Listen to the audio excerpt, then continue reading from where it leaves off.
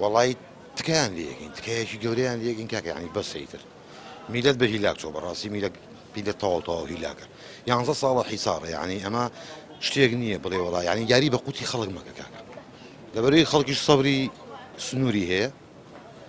يعني ام سنورة طاو على جام كبر ولي رشا سبارت بدوخی موچه خورانی هرمی کردستان راستیه اما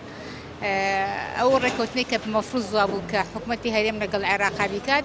ابي حکومتی عراقی پابند بید چون که نکری حکومتی هرمی کردستان باش بوجيان او دهاتاني نانوتيكان نقرنتو بحكومة عراقي او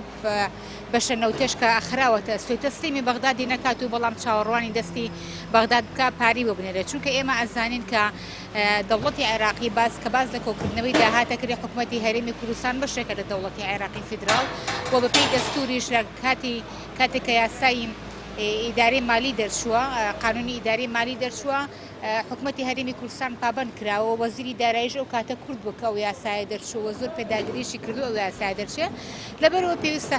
حکومەتی هەرێمی کوردستان هەم لە ڕووی یاسا و دەستوریەوە هەم لە ڕووی ئیداریەوە هەم لە ڕووی مالیەوە ئەو پابەندیانەی خۆی دەربڕێ بەرامبەر بە دەوڵەتی عێراقی بۆ هاتنی موچە پابەند نابێ ئەو نەچ چۆن دەستی خۆیەکاتەوە ئەو برادرانە چۆن دەست خۆیان یەکەنەوە میلەت با فۆتێ بەر خەیاڵێنە نایە طبعا گومانم هەیە ئیمان بڕێکەوتن نییە نیشە کات کوشتناوە کاکە گیان وڵای زۆر کاریگەریە لەسەر ئەم خەڵکە هیچی نەمەعاشی هەیە نە ژیانیە نە ئاویە نە کارەباییە یعنی هەتا کەی ئەم خەڵکە ئاوا بژی بە ئەم نەوتە بنێرن و ئەم داهاتە بنێرن و خەڵک ڕزگاری بێ لەم نەبوونیە خەڵگەیە کرێ چییە نیەتی چی بکبی چی بابە دەرمان حالێ من خۆم نەخۆشی یوام بڕوا بکە پارەکە مەعاشەکە نیوەیم بە دەرزی دەرمان بۆ خۆم تر چی بکەین لەوە زیاتر بابیرە لەم خەڵکە بکەنەوە تاکەی بۆ گیرفانی خۆیان وای ئەو بە پەرۆشترە ئەگەر ئەمان نەوتەکە ڕادەستکەن ئەوانیش پارەکانێرن معاشەکانێرن بە ئەمان نەوتەکە و داهاتەکە تەسلیم بکەن قەیچێکە با شتێک لەو بەشە هەموو زۆرێکە ئەی خۆن بە ڕوبعێکی بۆ میلەتەکە بێ قەیچێکە